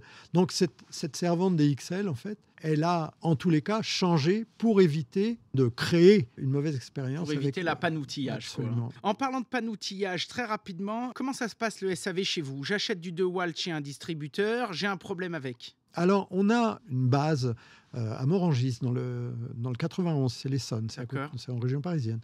Donc là, ici, on a un service après-vente intégré. Nous avons des équipes qui reçoivent le produit et qui ont pour mission de le réparer le plus vite possible et de le faire repartir sur le chantier dans les délais les meilleurs. Il y a toujours la condition, d'avoir les pièces, mais tout est fait pour répondre à la demande. Donc, ce sont quinzaine de personnes qui travaillent au SAV, basé à Morangis. Et puis, nous avons des antennes satellites. Là, ce sont des prestataires qui ont pour mission, de répondre à un cahier des charges extrêmement précis dans les attentes même de DeWalt sur la qualité et la disponibilité des pièces détachées, et aussi dans le service rendu à l'utilisateur. On pousse très, très fort sur le service rendu à l'utilisateur. J'achète une machine, s'il y a un truc qui déconne au bout d'un an ou deux, on ne va pas me dire « Ah bah oui, il faut la changer, c'est obsolète ». Non, moi je travaille beaucoup avec mes collègues du SAV, que je salue au passage. C'est des personnes... ils font du bon boulot, ils sont extrêmement méritants, parce que c'est vraiment le service où tout le monde se plaint. Et oui. Et il est anormal qu'un produit tombe en panne. Bon, quelquefois, il n'y a pas qu'en panne. il tombe tout court aussi. Hein. Donc, non, il y a la panne, effectivement. On n'est pas dans tous les produits, donc on n'est pas à l'abri. La panne, la casse. Et puis, il y a aussi la façon dont on peut considérer le produit dans son quotidien. On voit des artisans, des utilisateurs, tout du moins, qui prennent un soin extraordinaire de leur produit. On a l'impression qu'il est neuf à chaque fois qu'il sort de la boîte. Et puis, nous avons aussi des chefs d'équipe, des patrons d'entreprise qui comprennent combien l'investissement dont tu faisais état tout à l'heure est important au sein de la société pour laquelle ils travaillent. Puis, on a un autre versant. Et je voudrais sensibiliser tout le monde. Un produit, ça s'entretient. Passer un coup de soufflette le vendredi quand tu plies ton chantier, c'est pas le truc qui te demande des heures et des heures. Ça s'entretient, un produit. La longévité d'un produit passe aussi par l'attention et l'entretien qu'on va y mettre. Aujourd'hui aussi, avec toutes les démarches écologiques, économiques, etc., on a aussi envie d'investir, mais on veut avoir du matériel qui dure. Si c'est pour acheter quelque chose de quincaille et puis se dire « Oh là là, va falloir encore que je le... » Ça rentre pas dans une démarche très vertueuse, quoi. On attire toujours l'attention sur un fait. D'abord, la vie d'une batterie, c'est pas éternel. Donc, une batterie, ça vit entre 3 et 6 ans. Suivant les taux d'intensité de travail qu'on lui a demandé. Une meuleuse va user plus vite une batterie parce qu'elle a besoin d'une énergie ponctuelle comparée à, notre grabeau, par exemple, qui ne va pas avoir besoin de beaucoup d'énergie pour faire son travail. Et puis, il y a un deuxième élément, donc celui dont je faisais état précédemment, c'est l'entretien de la machine. On ne peut pas considérer qu'une meuleuse puisse vivre si on ne fait pas attention aux filtres. Oui. Il y a des filtres sur une meuleuse, ils sont là pour être nettoyés de temps en temps. Alors certains nous disent, j'ai abîmé le filtre parce que je l'ai nettoyé avec mon pistolet compresseur. J'ai déformé. Non, on y fait attention. Ouais. Les personnes qui nous écoutent pourraient penser, non, j'ai pas que ça à faire. Non, c'est sûr. Mais ça compte. Après, chacun voit midi à sa porte. Hein. Bien sûr. Mais en tout cas, moi, je trouve que c'est toujours plus rassurant d'avoir du matériel et on sait que ce matériel qui a une valeur, si on en prend soin, si on l'entretient, il va nous servir et nous aider à produire et à être productif pendant de nombreuses années dans des bonnes conditions. Et personnellement, moi, je préfère travailler avec du matériel qui est bon, qui est costaud, qui est pro, plutôt que de dire ah oui mais moi je le change régulièrement et travailler avec des outils à la noix qui vont pas faire le job et avec lesquels je vais galérer tous les jours, quoi. Il y a un fait important que tu signalais tout à l'heure lorsque tu as parlé du rabot d'égout en disant les fers sont faciles à changer. L'accessoire est essentiel sur le bon fonctionnement d'une machine. L'accessoire est essentiel. C'est sûr. On peut avoir la meilleure machine du monde. Donc, tu es tombé dans la bonne société. Mais non, on peut avoir la meilleure machine du monde. On peut avoir la meilleure batterie du monde. Si l'accessoire n'est pas bon, j'ai le droit de mon anecdote ou pas? Allez, t'as le droit. Allez, très vite. Je fais une formation à l'extérieur d'un point de vente. C'était un négoce. J'étais en Ardèche. Il faisait un temps merveilleux ce jour-là. Et puis, il y a un artisan. Les artisans, des fois, ils ont un peu de temps. Ils viennent acheter du matériel, mais ils ont un peu de temps. Et le monsieur regarde. Et là, à ce moment-là, je fais une formation sur les marteaux perforateurs. Et puis, l'équipe qui est en formation s'en va. Il est 11h30, midi moins le quart. Tout le monde s'en va. Et le monsieur vient me voir et me dit « Je vais vous acheter 2 marteaux perforateurs ». On se parle d'un billet de 1200 sur le comptoir. Oui, quand même. C'est un bon investissement. On commence à parler un peu d'oseille. Et j'avoue, sans fausse modestie, je suis super fier. Je me dis « Waouh, c'est génial, j'ai fait une formation, le monsieur est conquis. Tout du moins, il a compris l'intérêt, le truc, la batterie, etc. » Et là, il me pose une question un peu martienne, mais le plus sérieux du monde. Il me dit, est-ce que ça marche avec des forêts usées? Tu comprends, le monsieur, il va mettre 1200 € là, à peu près. Ouais. Et il me demande si le produit peut marcher avec des forêts usées. Je vois tout de suite mon intérêt à dire non. Pourquoi? Parce que le produit va revenir en SAV. C'est évident. C'est-à-dire que la promesse que j'ai faite pendant ma formation, elle est faite avec des forêts qui ont l'efficacité pour prouver que tout fonctionne. La batterie est chargée, le produit est en bon état et l'accessoire est bon. Et donc, le monsieur m'a dit, je ne les prends pas. Je n'ai aucun regret d'avoir dit non, vraiment pas, vraiment pas, vraiment pas. Mais je me dis quelquefois, on vient à oublier que l'accessoire est un élément essentiel. Et nous sommes extrêmement, c'est juste une parenthèse, mais nous sommes très regardants sur la qualité. Nous fabriquons nous-mêmes nos forêts SDS+, SDS Max, nos forêts pour le métal, etc. Dans la cas de cette personne, je dirais même c'est une perte complète de bon sens.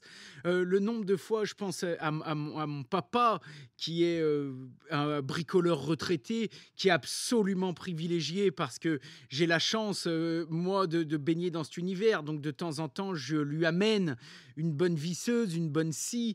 Et quand j'arrive et qu'il me dit « Oh là là, cette scie à onglet, mais quelle galère, je vais l'acheter !» Je lui change la lame et il me dit « Oh, quelle merveille, c'est la meilleure scie du monde que j'ai !» Je lui dis « Mais bien sûr !» Je lui dis « Ta lame, ça fait 3 ans que tu l'as jamais changée. Tu vois bien que quand tu coupes, la lame fume. » Je lui dis « Il n'y a pas besoin d'être ingénieur. » Je lui dis « Ce genre d'outils, ce sont des très bons outils, mais... » C'est le consommable. Tu peux acheter un stylo Montblanc à 2500 € sur les Champs-Élysées pour te faire plaisir parce que c'est le rêve de ta vie.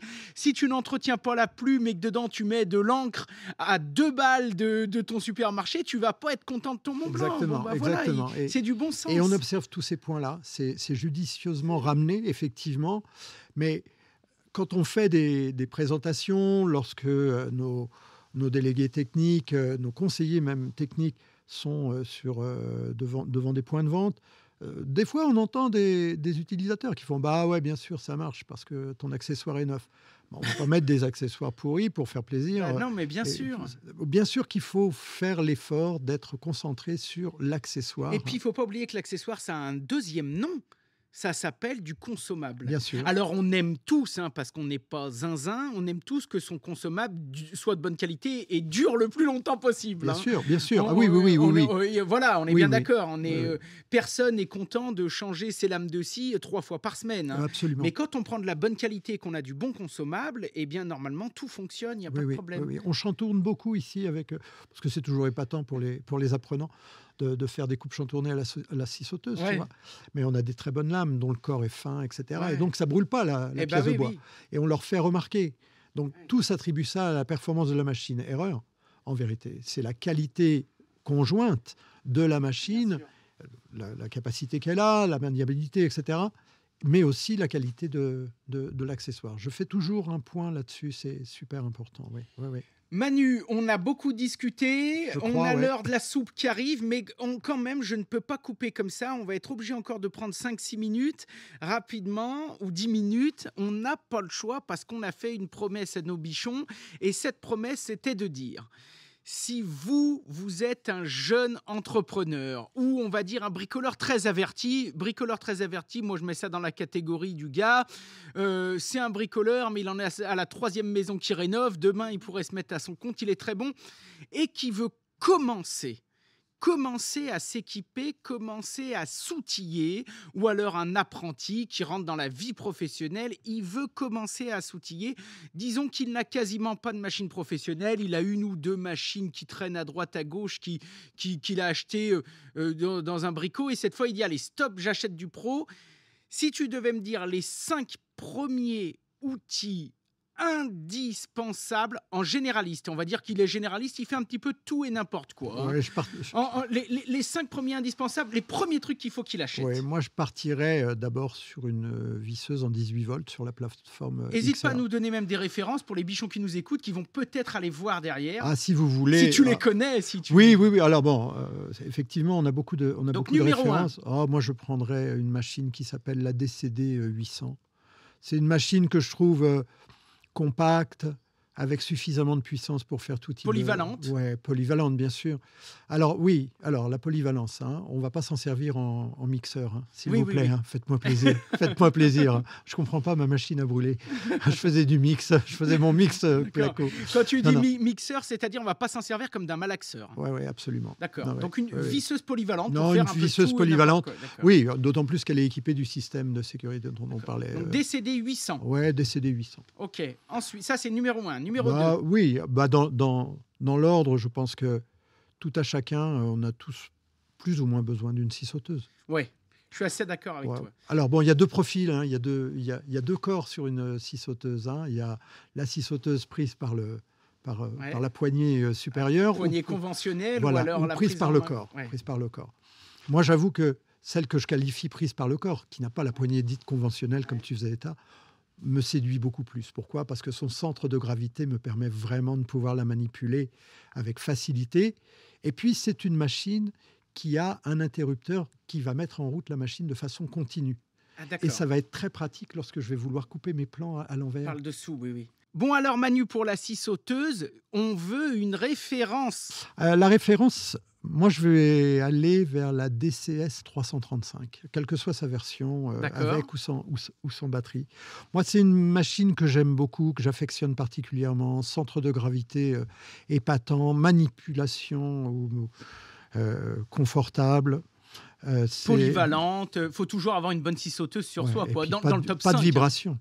Pas de vibration. Oui, pour une scie sauteuse, c'est important. Pas de vibration. Elle est capable, sans lame, bien sûr, on la pose sur une table, on ne va pas la retrouver au péage de Villefranche-sur-Saône, tu vois. Ça, on ne l'avait jamais fait. C'est pas mal, je m'en rappellerai. Alors, on a donné 2 outils, il m'en faut 5, vraiment pour ceux qui commencent à s'outiller. C'est le vrai challenge, on est parti comme ça. 3e outil, indispensable. C'est un marteau perforateur. Ah oui, un bon petit perfo chevilleur là, pour mettre... Un marteau, compact. Compact. Léger, qui n'émet pas de vibration. Alors, celui dont je vais faire état, il a quelque chose de singulier parce que le moteur est flottant, donc on voit très clairement les vibrations absorbées en amont de ce que peut ressentir l'utilisateur quand il l'a à la main. C'est un DCH 273. DCH 273 qui fonctionne avec du SDS+. Uniquement plus. Oui. Là, on parle j'embarque. Ouais. Hein, on est Est-ce sur qu'on la peut phase y de mettre un lancement. mandrin là-dessus? On peut y adapter Oui, quelque bien sûr. chose? J'attire Quelqu'un qui toujours- voudrait mettre une scie cloche, voudrait peut-être mieux qu'il utilise la visseuse? Non, je sais pas. C'est là où les limites de l'utilisation du mandrin supplémentaire se profilent. En fait, l'utilisateur peut effectivement mettre un mandrin. Je vous en conjure, à vous qui nous écoutez, ne mettez surtout pas de forêt béton quand vous êtes en rideau de forêt SDS+. Ne mettez pas votre mandrin Ah oui, je vois ce que tu veux dire. supplémentaire et ne mettez pas un forêt béton histoire de dire je vais finir le boulot. Vous allez dégommer le système électropneumatique à l'intérieur de la machine. Vaut mieux changer son forêt, quoi. Mieux vaut se dire je m'y suis mal pris et j'ai plus de forêt que d'essayer de faire un truc, parce que de toute façon les machines on les voit arriver et on identifie hélas trop facilement ce qui s'est passé dans ce cas-là. Mais Donc, oui, on peut percer du bois et du métal, D'accord, voilà, c'était aussi par ma exemple, question. bien sûr, Donc, ponctuellement. moi, je trouve ça, c'est bien. Ça peut avoir la place, bien sûr, de chez un artisan qui travaille, mais aussi chez un bricoleur averti. Dans un foyer, on a toujours besoin d'un petit perfo. Fixer n'importe quoi, même des goupilles pour sa bâche de piscine. Exactement. Il y a toujours besoin d'un petit perfo. Oui. Numéro 4. Alors, numéro 4, déjà, on est pas mal équipé. Numéro 4, moi, je vois une meuleuse. Ah oui, tiens, dis donc, une petite meuleuse. Ouais, je vois une meuleuse. Meuleuse aussi, c'est avec ça, on fait tout, on coupe un peu de tout. Voilà, on peut travailler différents matériaux. Ouais. J'aime bien la DCG 405. Je l'aime bien, pourquoi? Parce que d'abord, tous les produits dont on parle font partie de la plateforme XR. Donc ils fonctionnent tous avec la même batterie. Tous avec la même batterie. Ce qui va différencier une batterie de l'autre, c'est toujours l'ampérage heure, donc l'autonomie embarquée. La DCG 405, je l'aime beaucoup. D'abord parce que c'est un produit qui est très robuste. C'est un produit qui est pas trop lourd.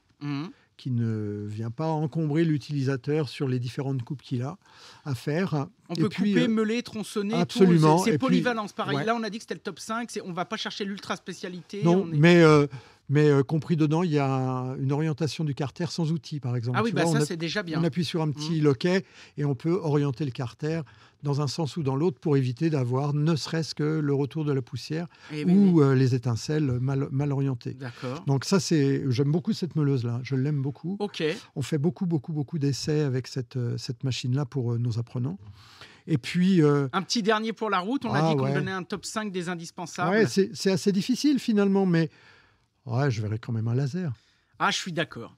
Je suis d'accord. Un laser. Là, on parle d'un marteau perforateur qui peut nous aider à cheviller autant que l'on ait notre ligne projetée quand on veut mettre nos évacs ou que sais-je encore. Quand on veut fixer un tableau, on a toujours besoin d'un laser. Celui-ci, pour faire du carrelage, un dressing, tout. Celui-ci fait toutes les fonctions. Au moins la croix, comme on a. Donc c'est quoi? C'est un 2 lignes, 3 lignes? C'est un 3 lignes, ouais. D'accord. Polyvalent, donc. Polyvalent. Et celui-ci, il est juste extraordinaire.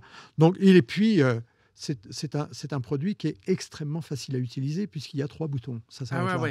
Donc il a un balancier qui va mettre de niveau tout seul la ligne. Auto-nivelant. J'invite les utilisateurs à le regarder de très près. Éteint. De très près, mais éteint. On ne rigole pas avec un laser. On ne regarde pas dans un laser. Jamais. Sauf si vous voulez que ça finisse mal. Oui, voilà, c'est ça. Voilà. Ça, c'est la pire des idées à avoir. Moi, je conseille toujours de le regarder. Pourquoi? Parce que, en fait, lorsqu'on l'éteint, le balancier est bloqué, ce qui évite au produit de s'abîmer pendant le transport. De se dérégler, de se décalibrer, ça c'est très bien. Exactement. Très bien. Et puis aujourd'hui, il y a 2 lignes qui sont projetées, une rouge et une verte.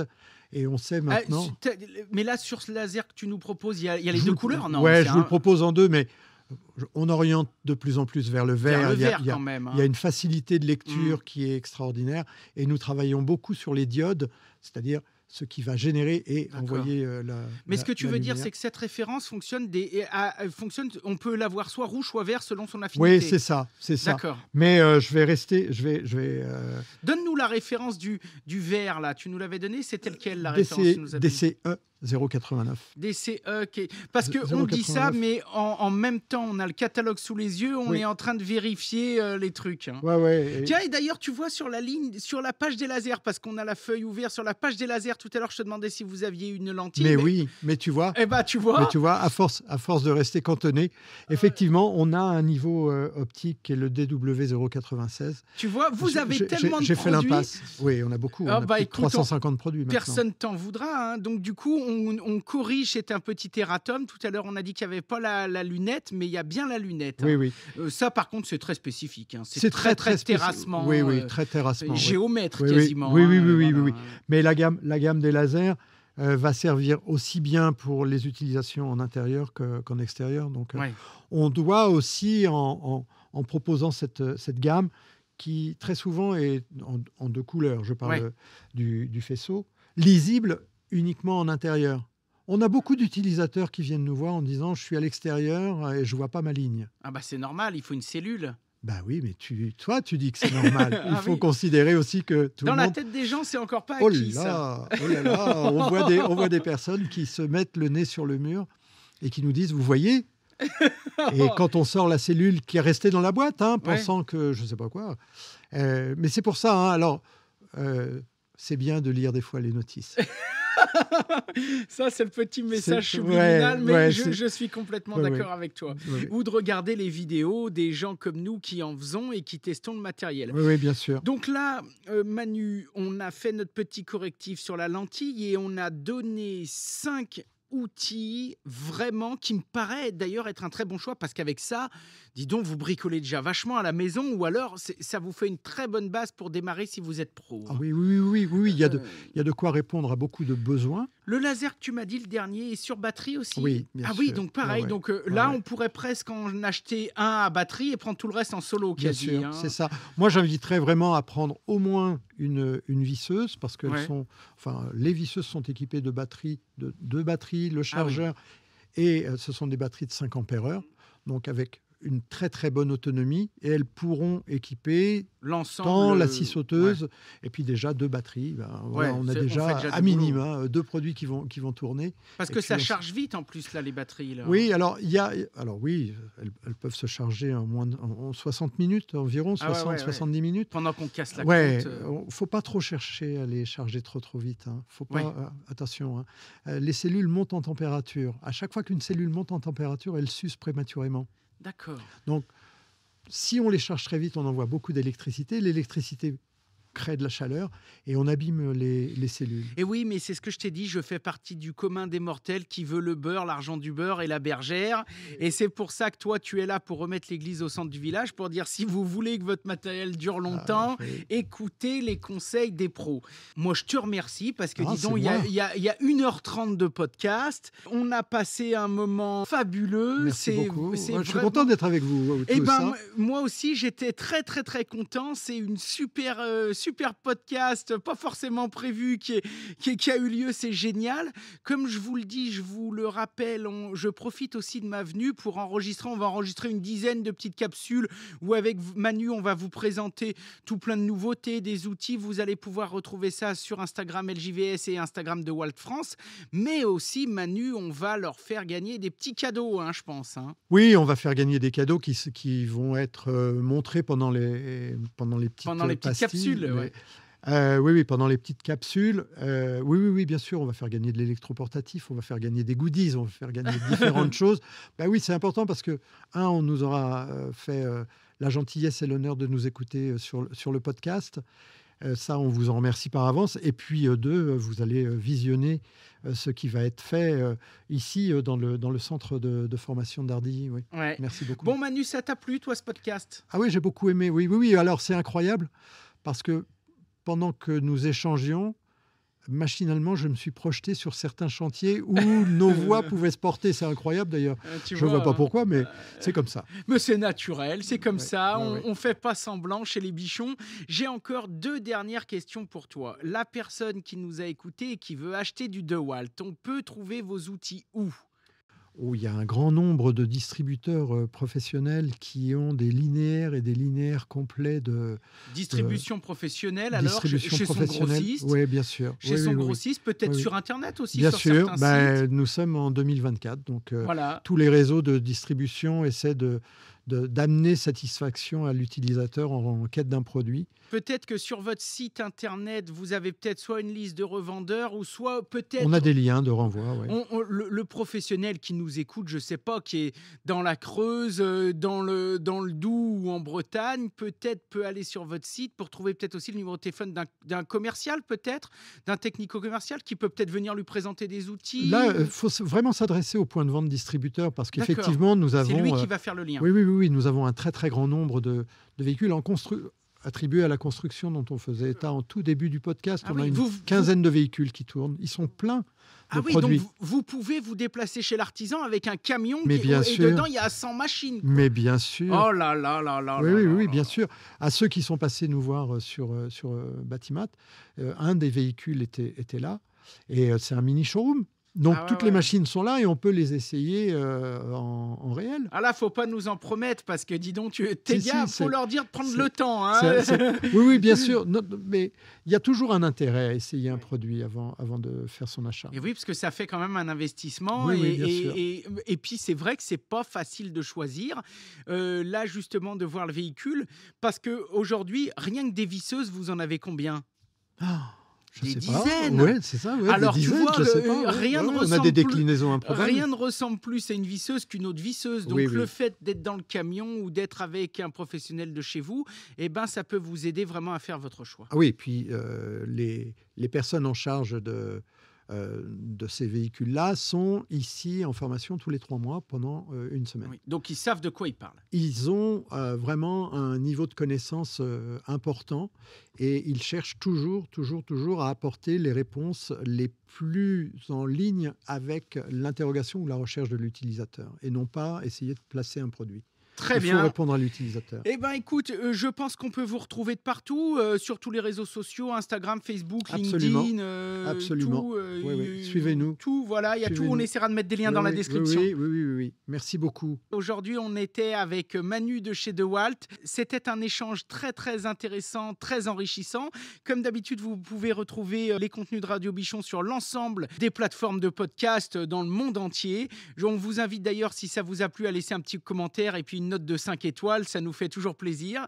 Moi, j'essaye de vous mettre quelques liens dans la description et puis je vous dis à la prochaine. Comme d'habitude, soyez créatifs, faites de votre mieux et si possible, du bon boulot. Allez, salut les bichons! Salut les bichons! Bye! Vous venez d'écouter un épisode de Radio Bichon. Si ça vous a plu, vous pouvez me laisser un petit commentaire et une note de 5 étoiles, c'est ma meilleure récompense. Prenez soin de vous et à bientôt en podcast sur Radio Bichon ou en vidéo sur YouTube, LJVS ou Bichon TV.